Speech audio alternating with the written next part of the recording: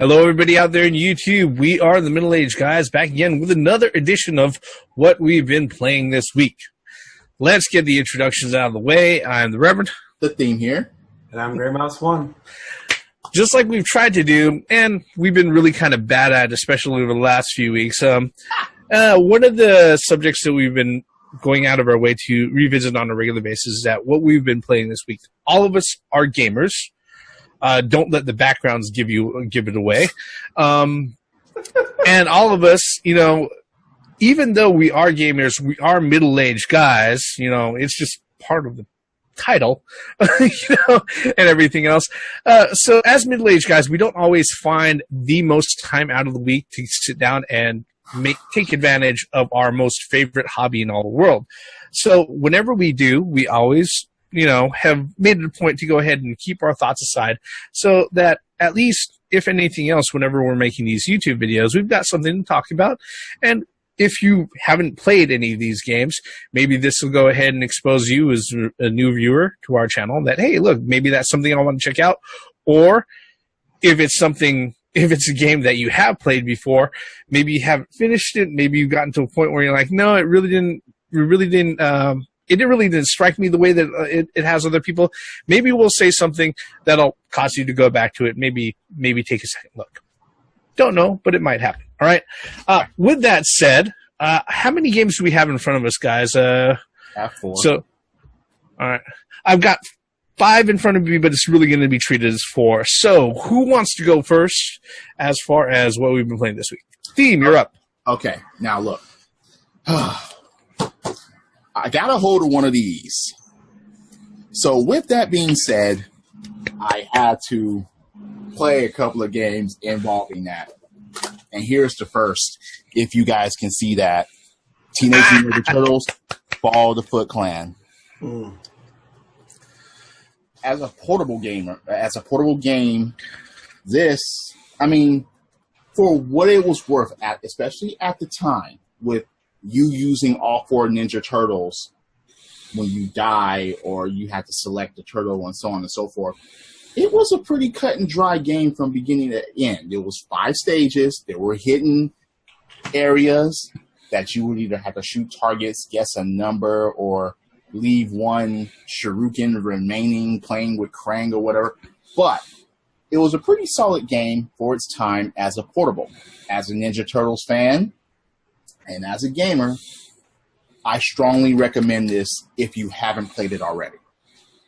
So please, check this out. Whether it be on the Game Boy, the Game Boy Advance, the DS whatever, or the Game Boy Player, or even the Super Game Boy, which also I freaking have. That's Super Game Boy too, but you get the point. Play this game. I gotta say for sure that Fall of the Foot Clan is definitely better than the first Turtles on the NES. Because literally, the first Turtles on the NES, all right, this is even before you get to the sewer part with all the electrified, like, kelp and seaweed and shit like that. And that was the waterfall. Yeah, I have it. Yeah, but the thing about that is that literally, if you died and if you were playing and you had like Donatello and he died, that was like, fuck it, that's it. You're not getting anywhere in the game. No. Each and every turtle in this game, at least, is actually useful. Please. Yeah, you lost Donatello on that. You're screwed. Yep. Well, at least Leonardo can be used, but if you have... Yeah. Look, if you're left with Michelangelo and Raphael, just hit that reset button. Yep, that's pretty much it. If Raphael's your last turtle, you ain't getting past the Technodrome. It's just you're just not. Yeah. I'm sorry. Grey Mouse, you want to go next? Sure. I want to keep the portable trend going. The first game I want to present is from Taito. Actually, I got another Taito game as well. But it's a old Atari classic brought into the modern era with a little bit of music to add to the fun and the festivities. Damn it. I'm talking about none other than Space Invaders Extreme.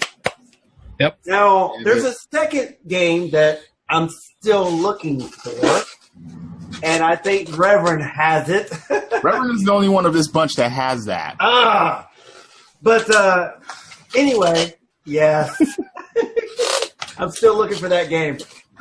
This is basically Space Invaders like you've never played it before. It's insane. Even the Space Invaders, they have different abilities. They have shields. And you at the end of I think 5 little sections, you got to fight a boss, and it's all rhythm based too. The more you get your selectable weapons, you have your laser, your missile, your spread, and various other shields and stuff like that. But just like in the old game, if the little aliens get down to where your shuttle is, you're done. It's game over. Or at least not game over, but you lose a life. Yeah. But this is a fun game. I highly recommend it. This belongs in everybody's collection, especially if you're a fan of Atari Space Invaders. I cannot put this on a bigger pedestal than it's a great game. Pick it up. You could find these pretty easily. This one pretty easily. The other one's a little different. But actually, I bought this brand new. So it's around. Yep. Yeah, the Space Invaders, it's kind of like taking the idea of Rez, where each and every time you hit an enemy, there's a different sound effect and everything else. And it starts out really, really subtle at first, but when the first few weapons, where you start mowing down a whole bunch of enemies, it turns out it's like you're playing a rave party, pretty much. Yep. Pod. And then your bonus stages as well, like when you get all powered up, it's like jackpot. Every time you hit a little thing that's going across the screen. Score. Oh my God. Look, another thing about that game, it's also on the PSP.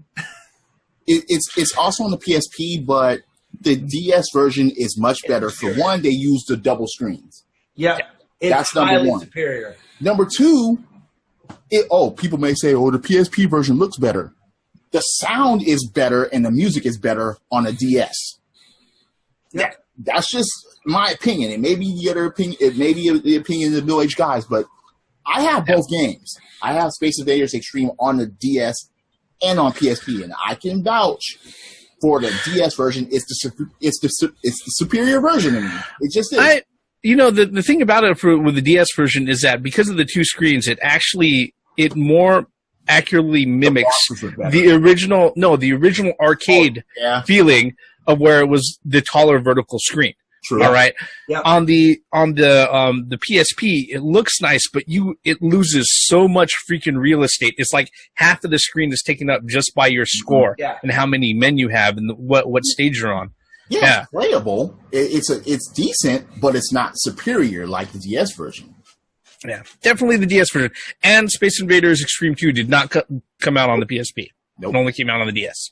So, yes, great choice. Okay, we're on a portable theme here. Unfortunately, the game that I'm going to go ahead and show first. It originally started out as a 3DS game, but the version that I've been playing is actually the Steam version.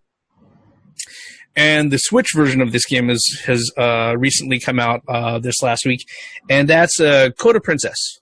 Okay, this right here, that little label right there, should be a clue of a reason why to go ahead and pick this up. Reason why I went ahead and I started playing this on the Steam version is that this is a great game as it is, but the easiest way to go ahead and describe this is that it is very much. It plays like a spiritual successor to the Guardian Hero series. All right. You start out the game as the princess, and she's got this huge fucking sword, and she's not sitting there running around, swinging the sword like it's a paperweight or anything like that. She's just swinging it like it's a huge, hefty sword. So all of her powers are like all of her attacks are like power attacks, and you have to get really used to the range and the rhythm of her attacks and everything. When you go through and you're actually playing in combat, there are 3 planes of combat, foreground, midground, and background, just like on Guardian Heroes, and you can jump back and forth. You can combo guys, you can juggle them, and like Guardian Heroes, when you go through the story, you start picking up other characters that you could use to go ahead and play through the game. This particular version, I think it does have multiplayer. Yeah, you can play up to 4 people. On the Steam version, you could also play up to up to 4 people. I haven't been able to sit there and play it online with folks. But yeah, it's great. It's like this, except with much higher resolution. I don't have to worry about like the weight of the screens or anything. I can choose a different controller to go ahead and play through and everything else. Yeah, it just plays really great. The Switch version was actually brought out by I think either Sorodesco or Nicalis went ahead and decided to go ahead and bring the Switch version out. And then Nicalis is actually going to also showcase the particular characters that are in, let's see here, Code of Princess, in a fighting game that they have coming out to Switch called Blade Strangers. So, yeah, definitely great game right here. Go ahead. About that. So you said it's like Guardian Heroes? So you have you have a shoot 'em up beginning and then you go down on the ground? Or No, not Gunstar Heroes, Guardian Heroes. The old Saturn game. Yeah, Guardian Heroes. Yeah, made by Treasure. Okay? Yeah, so you could, because on Guardian Heroes, if you have the Saturn multi-tap, you can have up to 6 people playing. Yeah. All right? And then it's an action game, and in between the stages, you have stats that you can go ahead and power up, where it has an RPG element and also multi-path, stage element for Guardian Heroes. I don't know if that's particularly the case with this, because the thing about Guardian Heroes is that there's like 13 different endings depending on which path you take.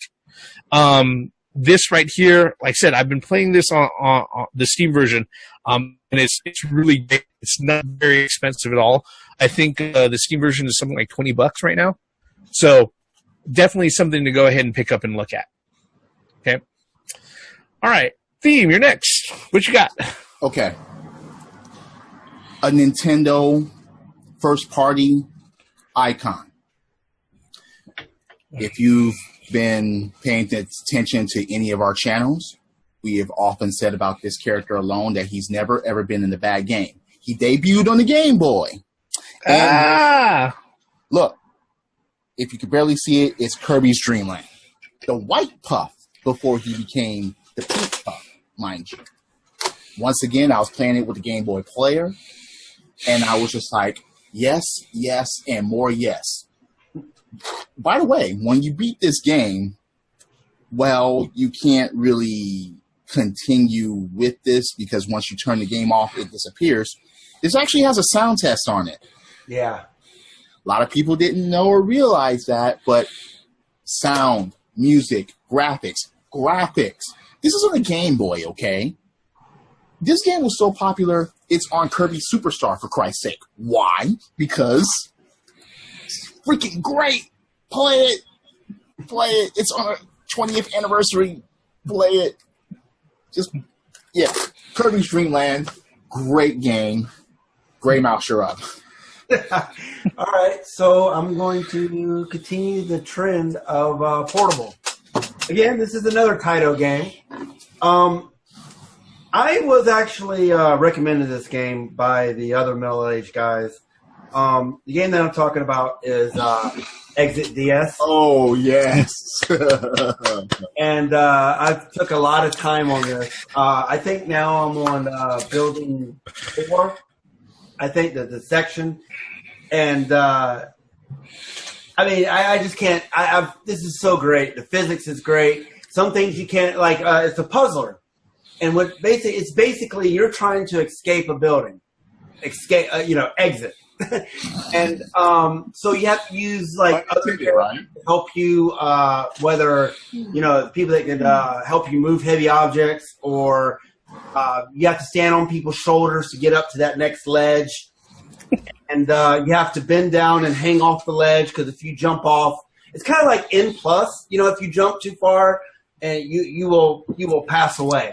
You know, so it's Yes. Yep. oh yeah, this is a great game. I found myself playing this a lot this week. Damn it. Exit. I don't.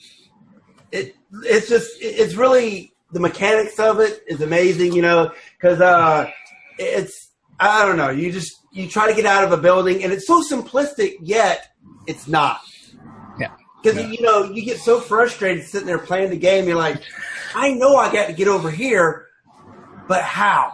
You know, Yeah. it's like right the way is like right there in front of you, and then as you're playing, it's like, oh, I can't believe I did that, or oh, that's how.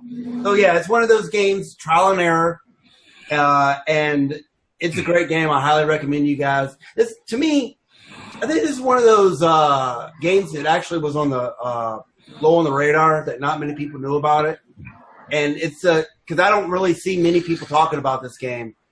I didn't know about it until these guys here told me about it. Yeah. And I'm very glad that they did. So Yeah.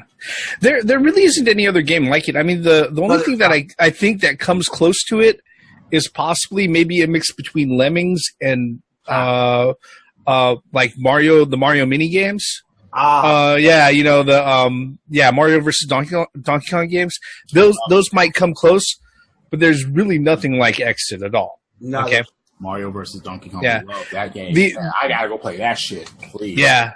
The other thing too is that's another one of those games, just like with Space Invaders, it's also on the PSP, but in this particular instance, I do endorse the DS version for the fact that it plays using the touchscreen, and giving the commands out to the other characters that you pick up is a lot easier to do with the touch stream. Yeah, with the stylus. And the thing All too right. is what's so great about it is that I actually bought this new as well, brand new with the cellophane on it. So these copies are around, and I think I spent $20, if that. I mean, it is worth every freaking quarter, every penny of that. It really is. Yep. Pick it up, play it, enjoy it, especially if you're a puzzler. Yep. All right. Cool. All right.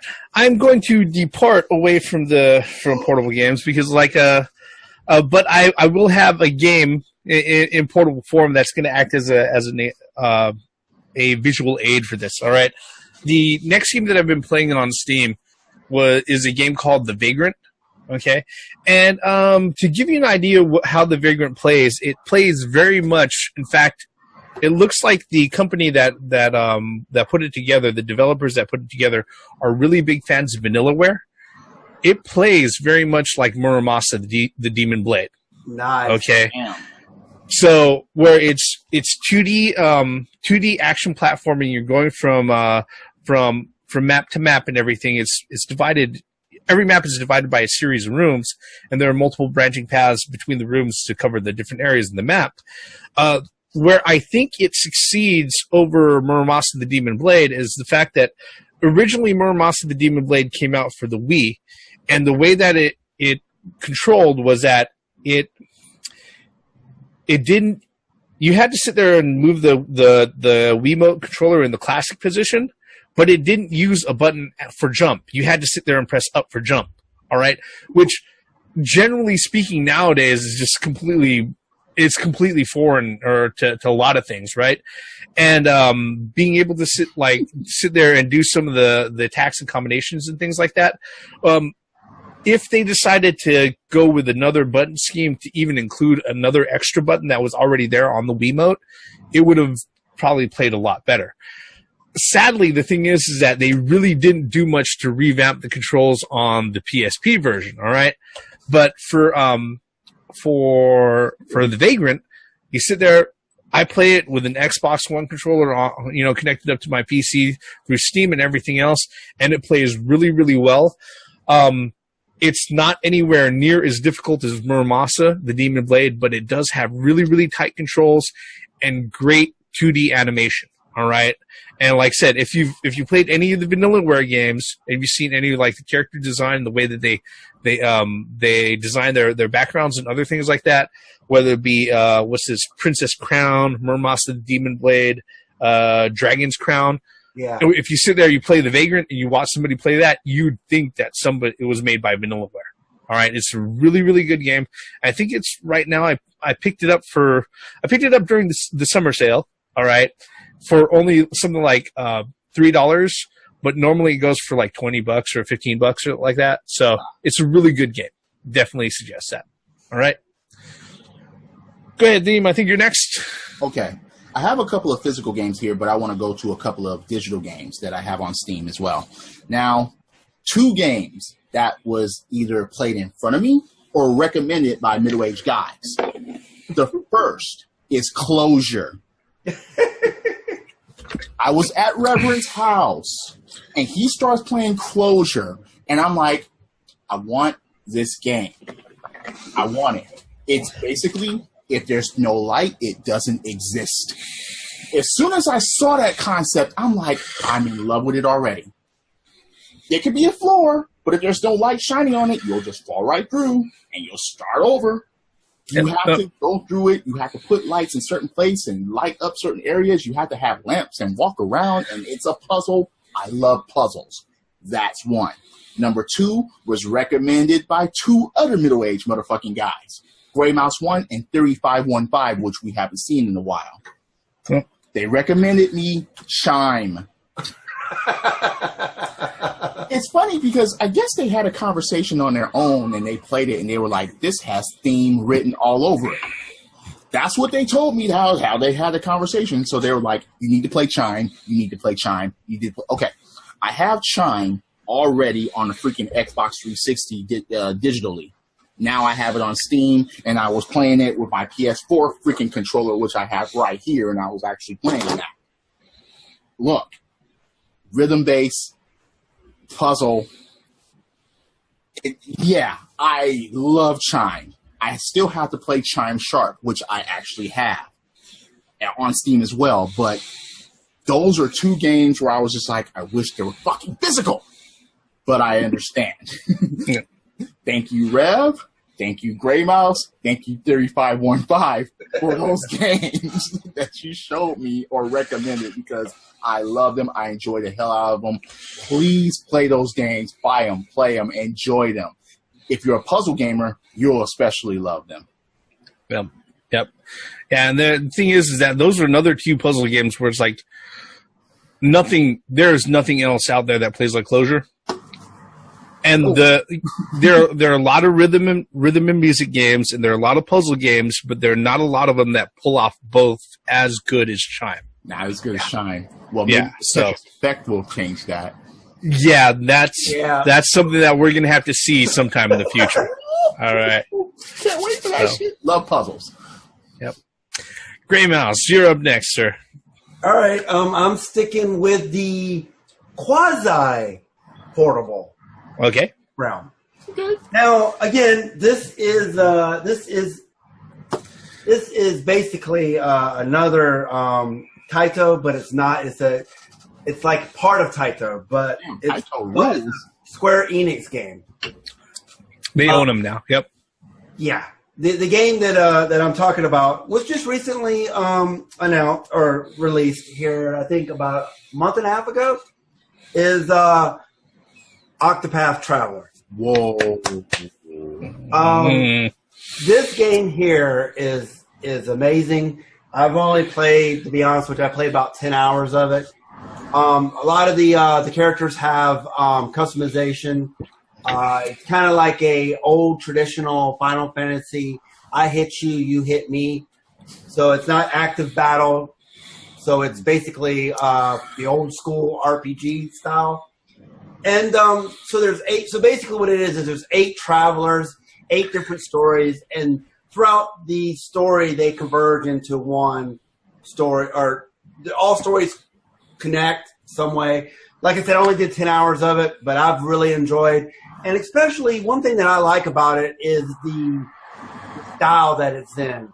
It's a lot. It's a kind of an old school retro look, and I really dig games like that. That's retro. It's like 8-bit, I guess. Not 16-bit, maybe is more like. No, it's more. I think it's really accurate when people sit there and they say that it's a high resolution 32-bit 2D style. Yeah. I mean, but it has 3D backgrounds though. It's kind of like that's the way Chrono Trigger was. It's kind of like Final Fantasy VII that has the 3D rendered backgrounds and then the characters move within it.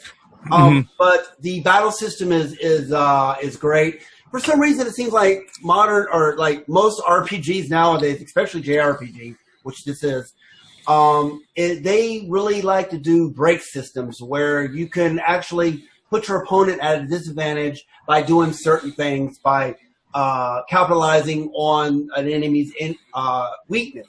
And of course, they have things where you could actually scan the enemy and find out what their weakness is. But at the beginning of the game, so far, it's like it's trial and error. You know, you whether he's weak with swords or magic, you have to actually hit the enemy with whatever. Like if you hit him with a sword, and it'll tell you if it's weak from blunt attacks or whatever. So it's very intuitive. I love this game. I highly recommend it, especially if you're into that retro look. And if you're into that I hit you, you hit me type of old school RPGs, just think of Final Fantasy. It's pretty much, or Final Fantasy or Dragon Warrior type of battle. So yeah, highly recommend it. And of course, it is only for the Switch. You know what's funny is that particular game, they cannot keep it in physical stock over there in Japan. I know. It's sold out. No. Yeah, it is sold out all the time. It's been on literally it's been on like the top of their sales charts. And the thing is that Square Enix has actually had to sit there and over Twitter twice apologize for people not being able to find physical copies. Yeah.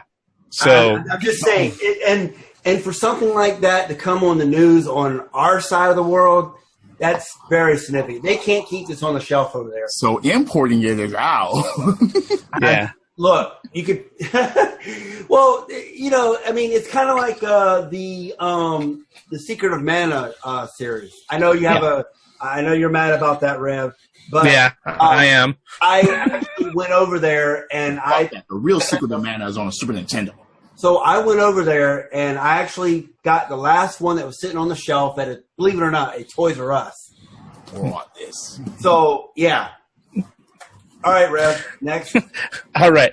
Okay. The next set of games that I've been playing on Steam. All right. The easiest way that I could sit there and I could describe them as is that they are basically Bejeweled. Oh God, yeah. All right, they're basically Bejeweled with visual novel dating simulation aspects to it. Okay, and I am talking about really, really fun puzzle games that do the other side of everything like really, really well, but they're questionable adult content, and that would be Mirror and Honey Pop. All right. I know exactly what you're talking about. They had arcades over there in Japan that did exactly I know exactly what you're talking about. Yeah. Yep. Well, but the thing is that both of them. The thing is that like a lot of those games, they sit there, especially the ones that are in arcades. Pretty much, it's like okay, cheap flash, flash here and there, or you sit there, you get all the way to the point where it's like, all right, I'm finally going to get to the point where I can sit there and I can unlock this etchy pick, but then the computer cheeses you the fuck out, so it'll pull another quarter or another 100 yen from you. Okay, that's exactly what it fucking does every time. Okay, now the thing is with Honey Pop and Mirror. The cool thing about it is that everything as far as combat and everything that it plays through as far as progressing through the game is all handled through basically playing Bejeweled. Okay, and the thing is that if you know how to play the game well enough, within the certain number of moves that you have in order to go ahead and finish a stage, you can sit there and you can go ahead and you can take care of things. All right. Yeah, because the thing about it is, like I said, it's questionable adult content and everything else like that. And, a lot of people will write the games off surely based off of that. There's a lot of fan service, a lot of TNA and everything else. I'll completely admit that. But the thing about it is that the actual gameplay and the role-playing aspects and everything else to it is actually really, really solid and really fun. So, if you're somebody who's watching this and you want something like Bejeweled, but something for a little bit more adults, especially Honey Pop, which is actually, the writing is excellent for it. It's fucking hilarious, all right? I'd suggest those games right off the bat, and I'm not even going to list them as a guilty pleasure because they're actually really good games. All right? So let's go ahead and let's speed through the last one we got in our lineups, guys. Go ahead, Theme. What do you got next, sir? Okay, look, I showed this before, and I'm gonna show it again. It's WarioWare. Mini games. Fun. Look, you play it, you're like, what the fuck is this? And then, next thing you know, 30 fucking minutes later, you're still playing it. It is that gripping. It is that fun. Play that shit. Gray Mouse, you're up. Before you do that reminds me, I've got to open this fucking thing and actually play it. All right. Next time we do this, that'll be on there. Once again, on the Game Boy player, yes, Gray Mouse, you're up. So what I'm going to do is I'm going to combine a couple of games together. Mm-hmm. Again, on the Switch, I was playing. This is digital, so I've been playing King of Fighters 99, the greatest King of Fighters. What? Yeah, 99. That's another debate. Anyway, I knew I said that's why I said that. And then, on top of that, I've been playing Street Fighter V, the arcade edition. A couple of new characters have been added. G. He kind of plays like Q, but he has a little bit extra stuff on it, extra moves and stuff. So it's actually worth putting in again. Yes. Okay. And then Sagat. It was just recently added. So finally, of course, we knew that Sagat was going to be there, and so I mean that's why I broke this out. The only way to play it is with your arcade stick. But other than that, so it's Street Fighter V and the exact opposite, SNK,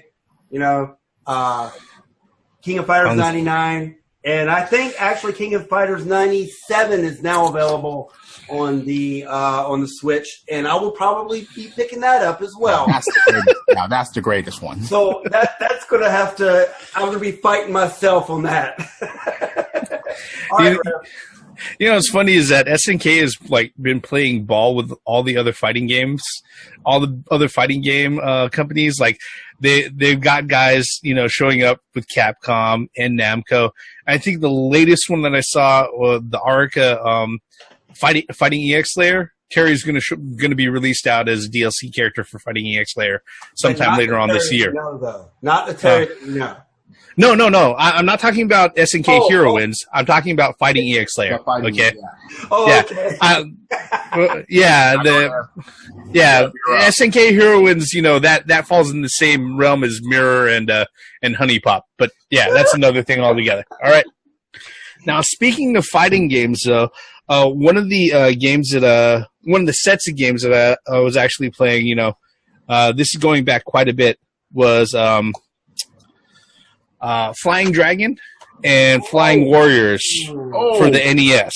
Okay. Oh, I haven't seen those in years. Wow. I had to search high and low for these fucking cartridges. Wow. Okay. Because I remember renting Flying Dragon all the way back in 8th or 9th grade from this one place that was close to my house, and I didn't even know they had a second version, a sequel to it, right? But this is a really cool set of games. A lot of people haven't heard about. They continued on the Flying Warriors. I think they continued. They had a version for it on the Super Nintendo, which I don't even know if I have that. Oh my God, if I don't have that, that's going to send me rushing onto eBay to search for another cartridge. But what's up is that the way that this is that there are two types of gameplay. There's the exploration stage where you sit there, you're running through, it's like an action platform, and guys basically rush in from both sides, and you defeat enemies and sub-bosses before you grab a key, and you're able to make it to into the gate to the tournament arena, right? And then there's the actual one-on-one fighting, okay? the one-on-one fighting, the way that it's handled, let's just be honest. The NES controller, all right, it's not really very accommodating to modern fighting game controls, okay? No. And so the way that they handled it is that the fights would go out with the two characters facing each other, and then if it was your turn to attack, there would be a target on the person's either their head, their midsection, or their feet. And if you reacted fast enough, you could sit there and attack those weak spots, and you'd succeed. Likewise, when the computer was attacking you, there would be target points that would show up on your head, your body, your feet. And if you reacted fast enough, you could successfully defend or even counter attacks that were sent your way, And yeah, for the longest time, I went ahead and I rented this out, and I played all the way through it, and I got stuck in the last tournament, like the second guy in the last tournament. I didn't know how to turn him into like one of the Shadow Warriors, the Demon Warriors that these guys are like fighting against. I didn't actually find out how to do that until I was like 21 when I bought this cartridge, and I had access to like GameFAQs later, right? And then I passed it, right? And then around that same time was when I found out that Flying Warriors was actually out too. I picked this one up not too long ago. So yeah, but these are the two games, like classic games that I've been playing like over the last week. So only thing that I really wish they had, I really wish there was actually a save system instead of just the fucked up passwords that they have to continue on these games. But I guess that's the reason why I have a one of those NES, the EverDrive N8s with the save states on there for shit like that. But that's another thing altogether. All right. I think that pretty much covers all the games that we went over, right? Yep. So that is pretty much what we've been playing this week, folks. We want to know what you think about the games that we've listed.